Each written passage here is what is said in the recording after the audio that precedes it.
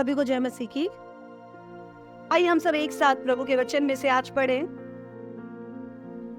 नीति वचन 14 अध्याय उसका 9 वचन। मूढ़ लोग पाप का अंगीकार करने को ठट्ठा जानते हैं, परंतु सीधे लोगों के बीच अनुग्रह होता है। और नीति वचन 13 का 1 बताता है, बुद्धिमान पुत्र पिता की शिक्षा को सुनता है, परंतु ठट्ठा करने वाला घुड़की को भी नहीं सुनता। आज जिस टॉपिक के बारे में हम यहाँ चर्चा करने वाले हैं वो हमारे बहुत करीब रहने वाला एक टॉपिक है, लेकिन कई बार हम गहराई से उस टॉपिक के बारे में सोचते नहीं है। अपनी डेली बाइबल रीडिंग में जो मैं करती हूँ, आज मैं व्यवस्था विवरण पढ़ रही थी और नीति वचन 8-9 अध्याय पढ़ रही थी, लेकिन पूरा नीति वचन जब हम पढ़े तो हमें 4 तरह के लोग इसमें दिखाई देते हैं। इनका पूरे बाइबल में 4 तरह के लोग हैं एक तरह से, बट नीति वचन specifically talks of 4 type of people.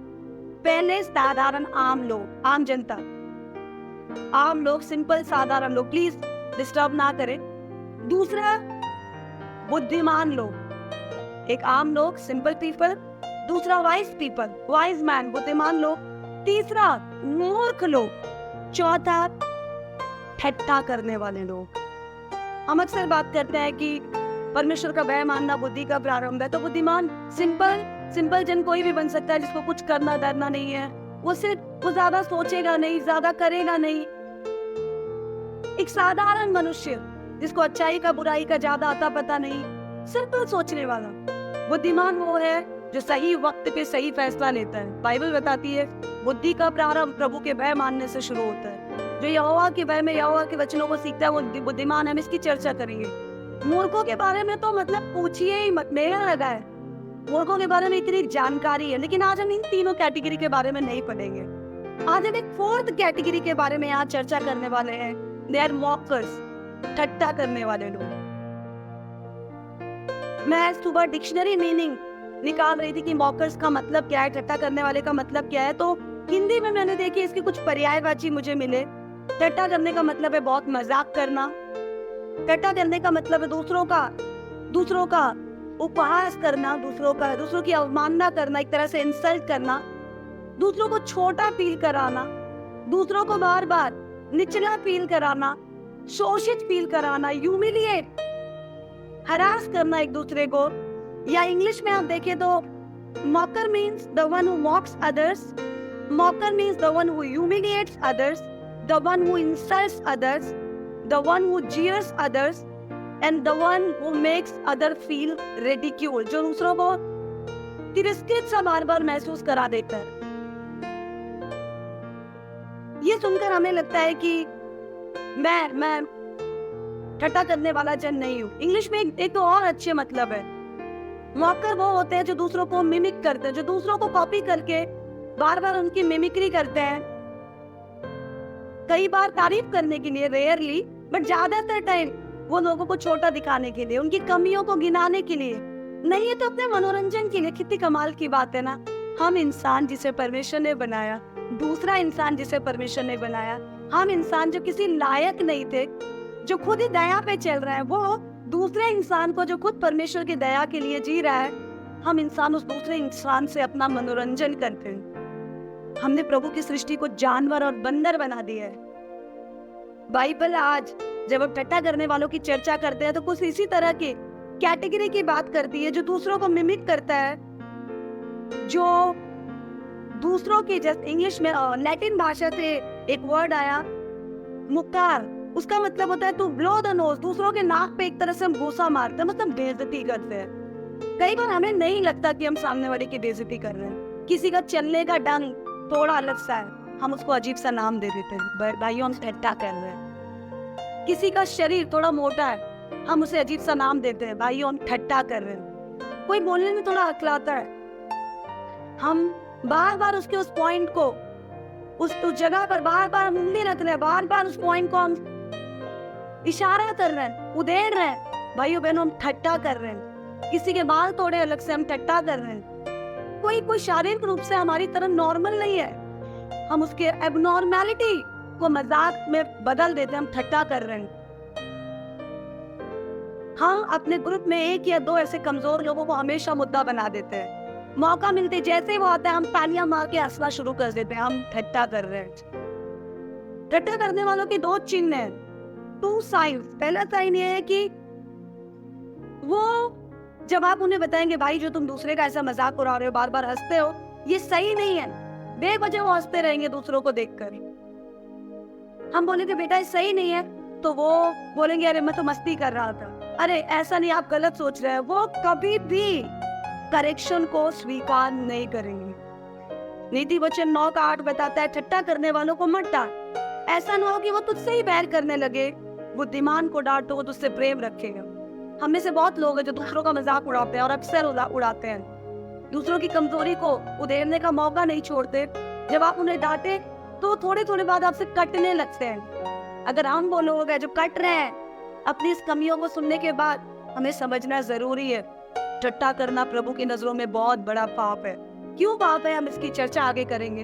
ठट्टा करने वालों का दूसरा चिन्ह ये है कि जब उन्हें कोई समझाने की कोशिश करे तो उसी की बेइज्जती कर दे। चल तू बहुत बड़ा आया, तू मुझे सिखा रहा है, ए चल तू बहुत ज्ञानी बन गया, तू बड़ा यीशु के पीछे चलने लग गया।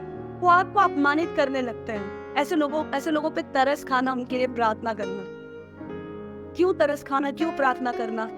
तरस इसलिए खाना क्योंकि उनको नहीं पता चल रहा वो किस दंड के लिए अपने आप को तैयार कर रहे हैं। प्रार्थना इसलिए करना ताकि प्रभु उन्हें समझाए हम किसी से बेटर नहीं है।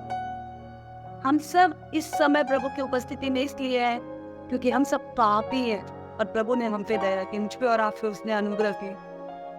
मैं कई बार कलीसिया में बहुत सारे लोगों को देखती हूँ, कई बार अकेले बैठूं तो याद करती हूँ चेहरे। कई बार मैं वीडियोस और फोटोग्राफ्स देखती हूँ जो शुरू में आराधना में आए थे। बहुत सारे लोग गायब है, दिखाई नहीं देते।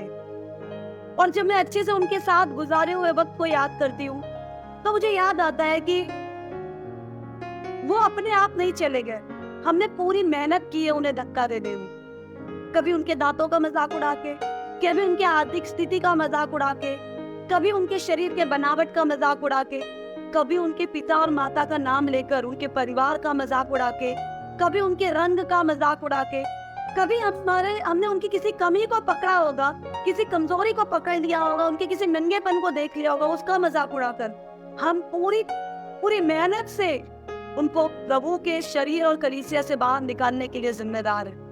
क्योंकि हम जिस दिन हमने मसीह को ओढ़ लिया, हम समझने लग गए कि हम बहुत बड़े धर्मी बन गए। कई बार हमारे साथ ऐसा हो जाता है, वी डू दैट। मैं आप हम सब कमजोर हैं, लेकिन ये वचन शायद इसीलिए हमारे सामने प्रभु ले आया ताकि हम अपने आप को जांचे कि प्रभु नहीं चाहता कि हम दंड के भागी हो। मैं पिछले दिनों उपवास की प्रार्थना में यहेजकेल की पत्री पढ़ रही थी, यहेजकेल 18। आप जरूर पढ़िएगा अगर आपको वक्त मिले तो। यहेजकेल 18, उसमें एक बहुत खूबसूरत लाइन है, जो पाप करेगा वही मरेगा, पर हे इज़राइल की संतान, मैं नहीं चाहता कि कोई मरे, मैं चाहता हूँ कि तू पश्चाताप करे और तू जीवित रहे। हम पाप करते हैं और हमें सजा मिलती है, या हमने पाप किया और हम प्रभु से दूर हैं, प्रभु की इच्छा वो नहीं है, वो प्रभु की मजबूरी है, because God is justice. But प्रभु की इच्छा ये है कि हम अपने आप को जांचे, पश्चाताप करें, उसके प्रेम में हम बने रहे। लोगों का मजाक उड़ाने वाला, लोगों को मनोरंजन का साधन समझने वाला, लोगों को छोटा समझने वाला कभी भी जिंदगी में एक स्टेज के बाद आगे नहीं बढ़ सकता। पैसा होगा, मेंटली फ्रस्ट्रेटेड होगा, परिवार होगा, एक आपस में प्यार नहीं होगा, कुछ ना कुछ डिस्टर्बेंस, ताकत होगी, बस उस ताकत से कोई पॉजिटिव रिजल्ट अपनी फैमिली में नहीं मिलेगा। और इसका जीता जागता उदाहरण हमें बाइबल में दिखाई देता है। सिर्फ 2-3 इंसिडेंट्स हम देखेंगे, लंबा ना खींचते हुए। अगर आप पुराने नियम को पढ़े, उसमें उत्पत्ति की पत्री पढ़े, हम अब्राहम की कहानी पढ़ते हैं। अब्राहम सारा पति पत्नी थे, सारा को कोई संतान नहीं थी। प्रभु ने इनसे वायदा किया था कि मैं तुम्हें संतान दूंगा, समुद्र के बालू की नाई, रेत की नाई, अनगिनत मैं तुम्हारी पीढ़ी को कर दूंगा। बट सारा थोड़ी बेसब्र हो गई, उसने अपनी दासी हाजिरा को अपने पति अब्राहम के साथ सोने के लिए कहा और एक संतान उत्पन्न हुआ जिसका नाम इश्माइल था। थोड़े समय बाद प्रभु का वाचा पूरा हुआ और वाचा के अनुसार सारा को भी एक संतान हुआ जिसका नाम इसहाक था। उत्पत्ति 21 का 9 वचन बताता है, तब सारा को मिस्री हाजिरा का पुत्र जो अब्राहम से उत्पन्न हुआ हंसी करता हुआ दिखाई दिया, ठट्टा करता हुआ दिखाई दिया। हाजिरा का पुत्र सारा के पुत्र का मजाक उड़ा रहा होता।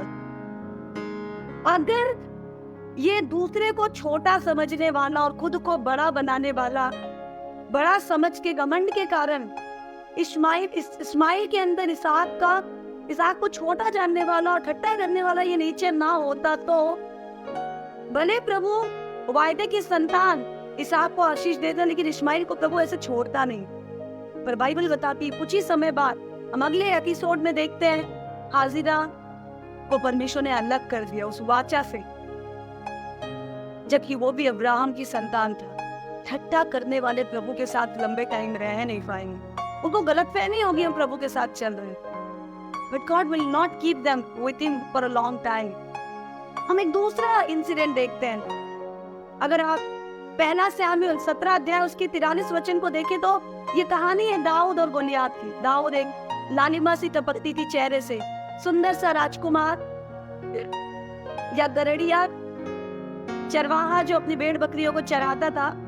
गोलियात दानव सा लंबा चौड़ा खतरनाक एक फलिस्ती, जिसको देखकर प्लीज ध्यान दे सारे इस्राएली डर रहे थे। दाऊद आया, दाऊद ने बोला कौन है जो परमेश्वर के यहोवा की सेना को ललकारे। और दाऊद बिना कोई हथियार बांधे, बिना कोई मोटे मोटे तोप कवच रखे गोलियात से लड़ने चला गया। जब दाऊद गोलियात से लड़ने गया, जो आपके सामने है उसको मत देखना, जो उसके अंदर है उसको देखना।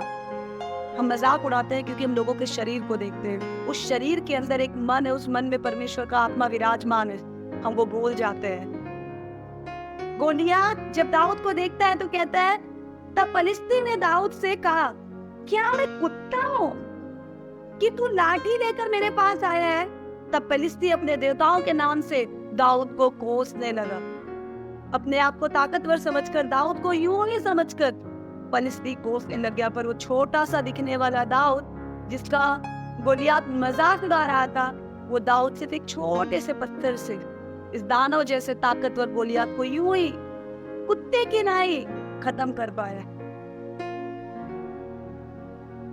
क्योंकि दाऊद का शरीर गोलियात को दिखाई दे रहा था, गोलियात के ऊपर सर्वशक्तिमान परमेश्वर दाऊद को दिखाई दे रहा। आपका नजरिया बहुत बार आपके डेस्टिनी को डिसाइड करता। तीसरा इंसिडेंट हम पढ़ेंगे तो यीशु मसीह को जब सूली पर चढ़ाया जा रहा था, मरकुस का सुसमाचार 15:31 पढ़े तो उसमें शास्त्री फरीसी जो अपने आप को बहुत बड़ा समझते थे, वो अपने आप को ज्ञान में इतना डूबा समझते थे। और मुझे लगता है ये एग्जाम्पल हम ज्यादातर विश्वासियों पे एप्लीकेबल है। हम कई बार अपनी पत्नी को तुच्छ जानते हैं, हम सोचते हैं मैं ज्यादा वचन सीख गया। कई बार पत्नियां अपने पति को तुच्छ जानती है, सोचती है मैं ज्यादा सीख गई। हमारा ज्ञान हमें उद्धार की ओर लेकर नहीं आया, प्रभु की दया हमें उद्धार की ओर ले आया। शास्त्री फरीसी बहुत ज्ञानी थे और इनके इसी ज्ञान के कारण ये अंधे हो गए और उन्होंने उद्धारकर्ता को नहीं पहचाना और उसे सूली पर चढ़ा दिया। और सूली पर चढ़ाते वक्त इन्होंने एक बात बोली, मरकुस 15:31, इन्होंने कहा, इसी रीति से प्रधान याजक भी शास्त्रियों समेत आपस में ठट्टा करने लग गए कि इसने तो औरों को बचाया, अपने आप को नहीं बचा सकता। वो मूर्ख ये देख नहीं पा रहे थे कि इसे किसी ने पकड़ा नहीं, इसे किसी ने सूली पे चढ़ाया नहीं, खुद आया है इस काम के लिए, क्योंकि इसको पता है कि किस लिए सर्वशक्तिमान पिता ने इसे इस पृथ्वी पर भेजा है। ये इसका ठट्टा उड़ा रहे थे, ये तो मर के जी उठा क्योंकि सर्वशक्तिमान का बेटा था, पर वो लोग अपने ज्ञान में नाश हो गए। ठट्टा करने वाले, दूसरों को कमजोर समझने वाले, दूसरों की खिंचाई करने वाले, सिर्फ पूरा दिन बैठकर लोगों की कमजोरियों को तार करके हा ही करने वाले लोग अंत में परमेश्वर की ओर से दंड के अधिकारी होते हैं। अजीजों, प्रभु का वचन बताता है जो ठट्टा करेंगे उनका भी ठट्टा ही उड़ाया जाएगा। ये परिणाम है, this is consequence of mockery. जब आप बेमतलब में दूसरों को हंसी का पात्र बनाएंगे, प्रभु आपको भी हंसी का पात्र बनाएगा। कोई कैसा भी दिखता है, प्रभु ने उसे बनाया है। Beautiful he is, beautiful she is. God has accepted him the way he or she is. प्रभु ने उनको ऐसे स्वीकार किया। आप और मैं, हमारी औकात ही क्या है? अगर हम दूसरों पर ठट्टा उड़ाएंगे, नीति वचन 3 अध्याय उसका 34 वचन कहता है, ठट्टा करने वाले से वो निश्चित ठट्टा करता है और दीनों पर वो अनुग्रह करता है। अगर आप दूसरों को ठट्टा उड़ाएंगे तो मैं आपको बता रही हूँ, तैयार रहें, आपको भी लोगों के सामने अपमानित किया जाएगा। ठट्टा करने का दूसरा परिणाम यह है कि किसी भी रीति से वो अपने दंड से नहीं चूकेंगे। नीति वचन 19 का 29 कहता है, ठट्टा करने वालों के लिए दंड ठहराया जाता है और वो परमेश्वर देता है। गोलियात को प्रभु ने दिया, इश्माइल को प्रभु ने दिया, सदूकियों फरीसियों को प्रभु ने दिया, और वो प्रभु कल आज और कल एक सा है। वो अपने लोगों पर अपनी दया करता है, पर विरोधियों को वो छोड़ता नहीं है, क्योंकि परमेश्वर न्यायी है। ठट्टा करने वाले लोग आज अगर खुश हैं, मैं बता रही हूँ आपको, मजा आ रहा है, हे भाई देख इसकी बॉडी देख, हे भाई देख इसके कपड़े देख, हे भाई देख इसका चलना देख, हे भाई इसके दांत देख, आज आप मजाक उड़ा रहे हैं। बाइबल बताती है कल आप रोएंगे। लूका 6:25 बताता है, हाय उन पर जो आज तृप्त है भूखे होंगे, हाय तुम पर जो अब हंसते हो, क्योंकि शोक करोगे और रोओगे। आज तुम हंस रहे हो ना चीजों को देखकर, आज तुम हंस रहे हो ना दूसरों के हालातों को देखकर, एक दिन आएगा जब तुम रोओगे। ठट्टा करने वाले लोग थोड़े टाइम बाद आपको पता नहीं चलेगा। आप प्रभु को हल्के में ले रहे थे, प्रभु ने आपके भाई और बहन बनाया, उनको आप हल्के में ले रहे थे, आपको पता भी नहीं चलेगा, मुझे पता भी नहीं चलेगा। अगला परिणाम यह है कि प्रभु हमारी बुद्धि को फेर देगा। आप सही रास्ते पे चलते चलते टेढ़े चलने लग जाएंगे, सही सोचते सोचते टेढ़ा सोचने लग जाएंगे। प्रभु का वचन बताता है यहूदा 1:18 वचन में, वो तुमसे कहा करते थे कि पिछले दिनों में ऐसे ठट्टा करने वाले होंगे जो अपनी अभक्ति की अभिलाषाओं के अनुसार चलने लगेंगे। आप प्रभु के वचन के अनुसार चल रहे थे, पर दूसरों को वैल्यू ना देने के कारण, बाइबल बताती है दूसरों को अपने से बेहतर समझो। अगर हम किसी को बेहतर समझेंगे तो उसको मजाक नहीं उड़ाएंगे, हम उसको हल्के में नहीं लेंगे। आप सोचिए, ये बाइबल बताती है परमेश्वर ने जगत से ऐसा प्रेम किया कि उसने अपना इकलौता बेटा दे दिया, ताकि जो कोई उस पर विश्वास करे वो नाश ना हो लेकिन अनंत जीवन पाए। जगत में कौन कौन आता है? मैं, आप, हर गोरा, हर काला, हर छोटा, हर मोटा, हर नाटा, हर गरीब, हर अमीर, अंधा, बहरा, लंगड़ा, लूला, जगत में सब आते हैं, चाहे वो दिखने में कैसे भी हो, चाहे पुरुष हो स्त्री हो, या पुरुष और स्त्रियों के अलावा और जो लोग हैं वो भी इसी जगत में है।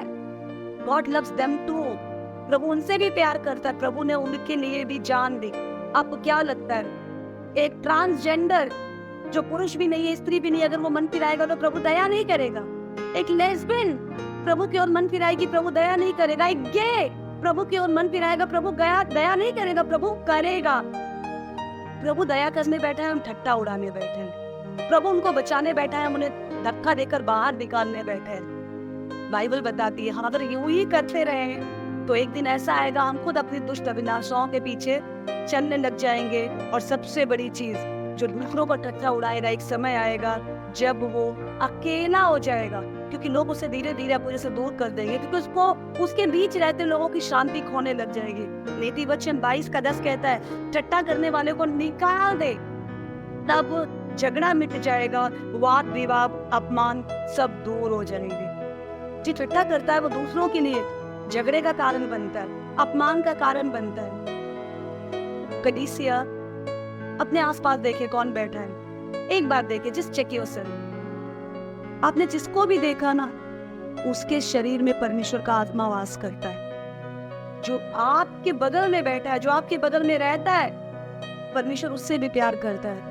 जिससे प्रभु प्रेम कर रहा है उसका अगर आप मजाक उड़ाएंगे तो प्रभु मुझे और आपको हल्के में लेगा। Will God take us lightly?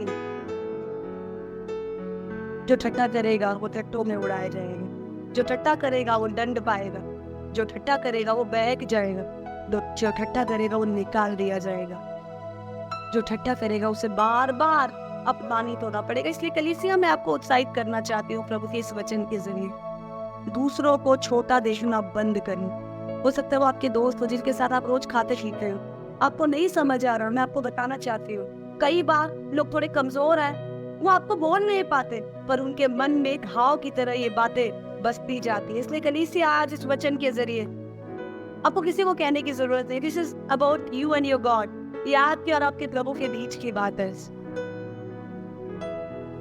हर मोटी मछली छोटी मछली को खाने के लिए बेकरार है, हम वो मोटी मछली ना बने।